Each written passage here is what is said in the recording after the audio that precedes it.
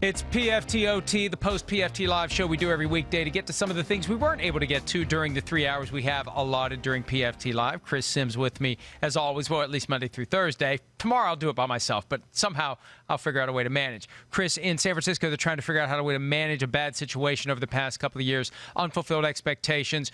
We dealt last week with the notion that there's some sort of friction between Kyle Shanahan, the head coach, and John Lynch, the GM. You and I agree that it's urgency, not friction. Right. But I think for the quarterback, Jimmy Garoppolo, I think that urgency takes on a greater importance. When you consider that after this year, there's no further fully guaranteed money. There's a $4.2 million total cap charge if they would move on from him.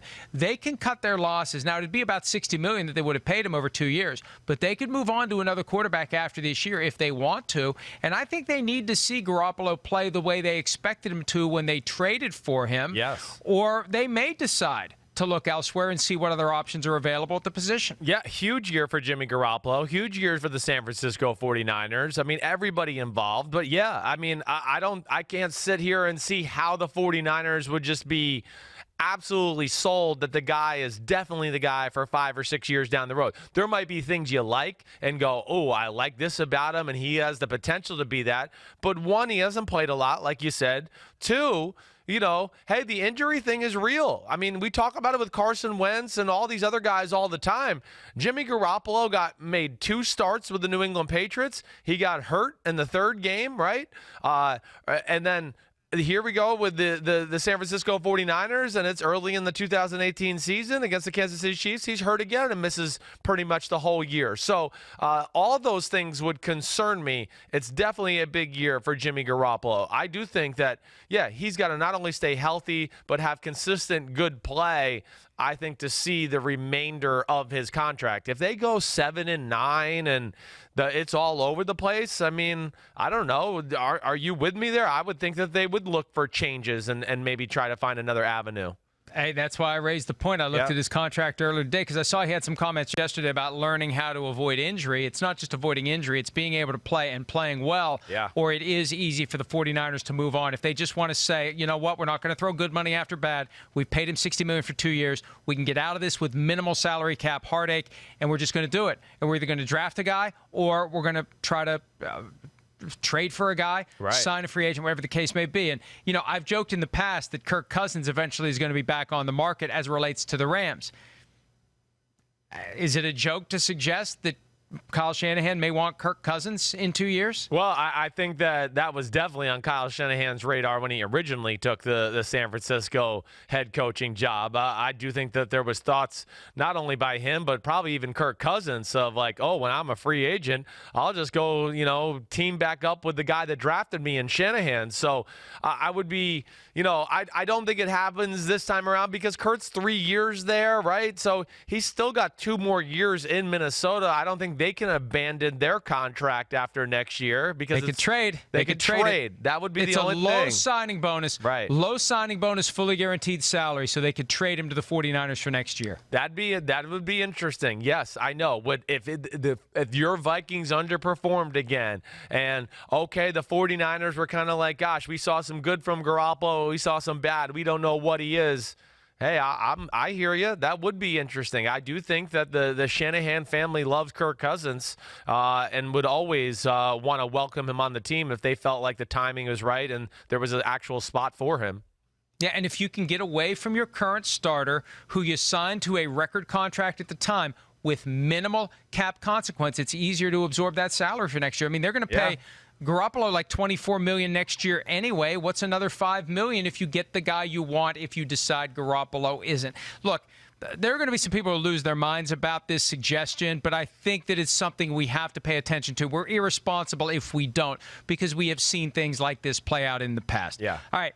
The Seattle Seahawks have signed Ziggy Ansah, the former top 10 draft pick of the Detroit Lions, became a free agent, had a franchise tag year, only played in 7 games. Lions let him hit the market. He was on the market for 2 months. Now it's a 1-year deal, $5.5 million for the first year, $8 million in incentives. But on the heels of the news breaking that the Seahawks had signed Ansah, there's a report from Adam Schefter of ESPN that Ansah has that shoulder injury that could eventually cause him to miss the first month of the season. Now, some are suspicious that maybe Another team that wanted to sign Ansah is putting that out there, possibly the Buffalo Bills.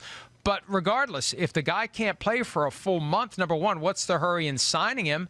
Number two, why do you give the guy $5.5 million if you have this concern that this is a guy who may not be healthy until a month into the season? Yeah, I mean, from people I talked to in the NFL about Ziggy Ansah, not even in light of this new recent news, but more in the draft process and in the combine and where it's at. Yeah, I really expected Ziggy Ansah to be a training camp type signing.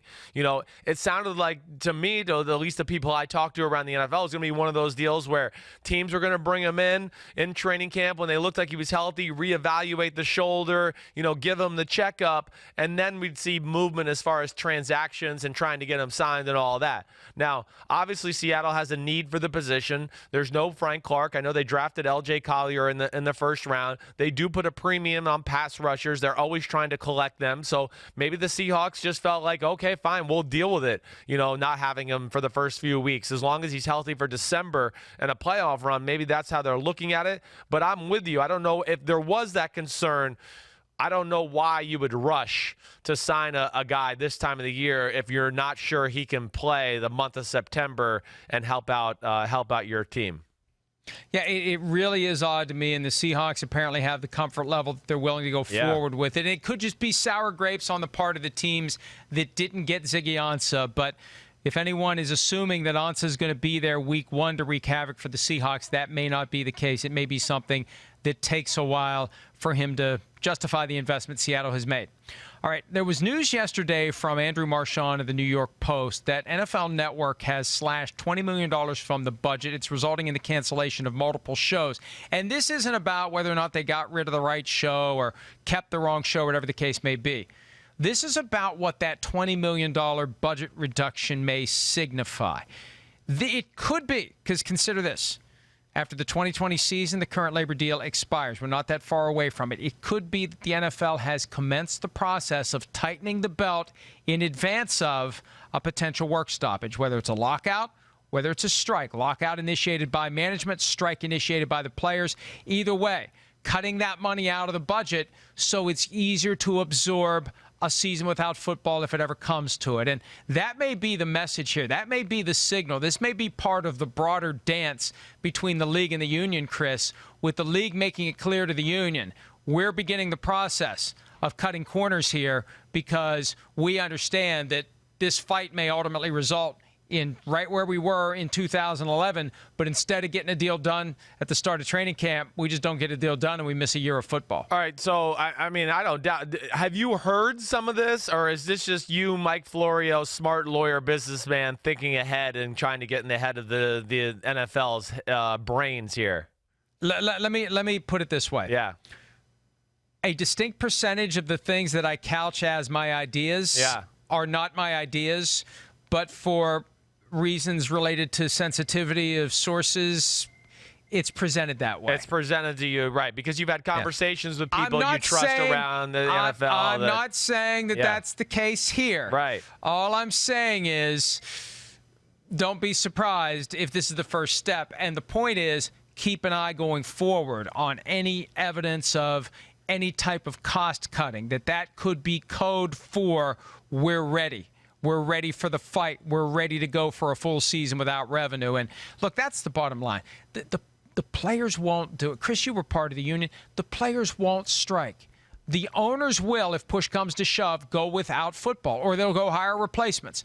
But the thinking is the players won't do it. And until the players decide that they will, and why would you? You're playing for a short period of time. You're going to give up a full year of your career to help somebody down the line who's not even playing Pop Warner football yet get a better deal. Right. Why are you doing that? Why are you giving up a chunk of what is a short career? That's the problem. The careers are too short for guys to give up a full season. Exactly right. And then the majority of the league and the guys that would be part of that strike, they don't have enough money as is, or just started out in their year one or year two of their career career to where they can't continue to make life go without a little income flow for a full season. So that's another issue too, and the owners don't have to worry about that. Why? Because they're billionaires and they have lots of money already, so they can sit on their butts and wait for the best deal. So you're right. It's going to be tough for the players. They're going to have to draw a line in the sand and find some way to stick to their guns in the negotiations. But, owners do have more of the power or leverage in these type of situations.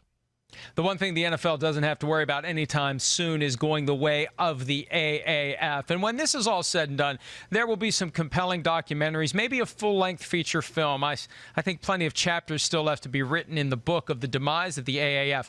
An interesting nugget, though, in the latest story from Sports Illustrated about the AAF. Because, at a time when nobody is getting paid what they were owed by the AAF, Marshawn Lynch had a very specific debt from the AAF, and it was paid. Lynch was at the quarterback draft they did last November. They tried to make a big deal about it. It didn't really resonate, but it was where the teams went through and determined who of the quarterbacks who already had signed up to play in the AAF would be allocated to which teams. Lynch attended because his cousin Josh Johnson was the first pick, even though Johnson never actually played in the AAF. But they wanted to interview Lynch. So Lynch said, in order to interview me, I want $5,000. So they said, fine. They went to write him a check. He said, no, I want cash and make it in quarters. So they produced 20,000 quarters. Charlie Ebersol went and got 20,000 quarters. Marshawn Lynch did the interview. The interview never aired because he probably didn't say anything. It never aired, but he got $5,000 at a time when plenty of people are getting nothing, when they have real expenses that were incurred in reliance on the AAF actually being a legitimate business operation. Lynch got his $5,000 for something that he did but never actually made its way to TV. Well, I mean, the banks have $20,000 in quarters hanging around. That, to me, was amazing in itself. Two, I think I would have took the context clue of I want $5,000 in quarters. I know that I messed that last sentence up, but if they wanted $5,000 in quarters, I would have took the context clue of, oh, he doesn't really want to do the interview. Exactly, right. And don't go get it. And then, of course, it didn't get aired because I'm sure the interview wasn't that good, or Marshawn Lynch didn't say something. So, yeah, more a part of the debacle of the AAF and just some weird head-scratching things that went on over the last year. Maybe they were saving the interview for the championship game. Maybe that's the halftime of the championship game. Our exclusive Marshawn Lynch interview from 7 months ago. Maybe they can sell that interview now. Maybe they can get the $5,000 back in quarters and give it to the creditors. There's nothing funny about it for the people who got stiffed, but it really is a farce when you think about this. They led us to believe this was going to be a legitimate league. Chris, you and I spent time paying attention to it under the impression this was going to be a legitimate league, and it was anything but, and we keep finding more and more out to that effect. All right, the Titans believed Corey Davis would be a legitimate player when they made him somewhat of a surprise top 10 pick a couple of years ago. He now says, as he enters his third season, he's hoping the game will slow down. When we talked about this earlier, Chris, you had a strong reaction to that. What's your thought when you hear a guy like Corey Davis say he hopes the game slows down? And this is my thought. First of all, I know these are young guys, but again, you're a top 10 pick. You're a top 5 pick. My reaction to that is we shouldn't be talking about this going into year 3 if you're a top 5 pick. And I don't know if you're worthy of a top 5 pick if, in fact, we're still talking about the game needing to slow down for you going into year 3. I think he almost justifies that notion right there in that fact with that statement to me where, again, I mean, it's just a little troubling to me, especially at the wide receiver position. I think it's more that you hear about this at quarterback than you would hear about this wide receiver. Again, wide receiver is about going out, running the route you heard in the huddle, and then run that route to your best capabilities and get open and go snatch the ball out of the air. And, we never heard guys like Odell Beckham Jr. or Mike Evans or DeAndre Hopkins make comments about, the game needs to slow down. You know why? Because they were so physically gifted that the first practice they were on the field, the game was slowed down. And they were like, damn, this is the NFL. I'm the man here just like I was in college. Nothing's changed. Okay, awesome. So that to me just scares me. Not to say he can't be awesome this year or whatever it is, but when I hear things like that, I just go, I don't know if that guy's worth the top 5 pick if we're still talking about that here in year 3. And regardless of whether the game slows down or even needs to slow down at this point for Corey Davis, there is kind of a rule of thumb for a first-round receiver that if it hasn't happened by the third year, it's never going to happen. So this is the year to make it work. Yes. It's up or out time for Corey Davis. And slows down, doesn't slow down, speeds up, doesn't speed up. Bottom line is if you don't produce now, chances are you're never going to. Yeah, no. And again, I don't know this, but I look at context clues. They can't be that happy. I mean, and they needed help at the receiver position regardless, but, they signed Adam Humphries in free agency and then go out and draft an A.J. Brown in the second round out of Ole Miss, who a lot of guys thought was maybe a first-round talent. I think that there, too, tells you that, they're not necessarily excited about their number one target on the team. They're going to have to make that fifth-year option decision by next May. There's no way they're picking that up. They're looking at about $16, $17 million right now, in salary because he was a top 10 pick. Yeah, right. And so he'll be in a contract year next year. So if year 3 doesn't work out, year 4 you'll have every reason to come out and have a big season because year 4 is the opportunity to show what you can do and get paid. It's almost like a Cordero Patterson situation where maybe at this point he should just try to focus on, if it doesn't work this year, developing other skills like Patterson did. To his credit, it never really worked for him as a downfield receiver. He found other things he could do, and he's crafted a nice little career for himself. If it doesn't work this year for Corey Davis, Chris, maybe that's what he needs to consider. You got to do anything you can to get on the field, stay relevant, show, hey, the more you can do, right? That teams love to hear that. The more you can do. If you can do more than one thing on a roster and fill holes and bring different things to game planning on a weekly basis, you certainly increase your wealth. And, yes, Cordero Patterson's the perfect example of that. Hey, that's been my entire goal throughout this 20 years or so I've been in this business. Do as much as you can. Now, I don't do much of it very well, but the more you do, the greater the chance that you can kind of hang around a little bit longer than maybe otherwise would. All right, we've hung around long enough for this Thursday. Chris, enjoy your weekend, your normal weekend. I mean, most people celebrate a 3-day weekend.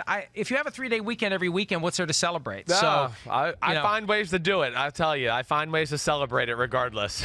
Yeah, I can imagine what that involves. You got a 4-day weekend coming up in a few weeks, which makes, I guess, it special because of Memorial Day. Oh, great. That's awesome. Are you like the typical person with the 4-day work week that when there is a holiday that lands during the week, you still work the other 4 days, or is it a 3-day week for you? No. I mean, this time of the year, there's no games going on. Anytime I can squeeze 3 days of work into a week, I'd rather just do the 3 days. Yes. I thought that was going to go a different way. Yes, right. I thought you did. I bet you did. Thank you for helping me get through the slow times while we come up upon our hiatus that will be here before you know it. End of June, we go off for a month. But, it's a challenge. It's a lot harder. I know we got to go, but it's a lot harder this time of year to come up with content. The rest of the year, it's fallen out of the trees. It really takes planning and thought and creativity to fill up 3 hours and the extra 20 minutes that we do. Yeah, it does. But I feel like this week especially, I mean, we've had a lot of fun on the show all week. So somehow, some way, you, me, Stats, Matt Casey,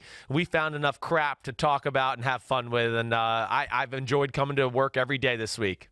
Well, we'll find a lot of crap to talk about tomorrow, even though Chris won't be here to talk about it. Everybody have a great Thursday. Chris, great work as always. We'll see you tomorrow with another edition of PFT Live. Big Cat will be in the building. PFT OT, Chris Sims Unbuttoned coming up later today. Yep. And check us out all day long at ProFootballTalk.com. Everybody have a great day. See ya.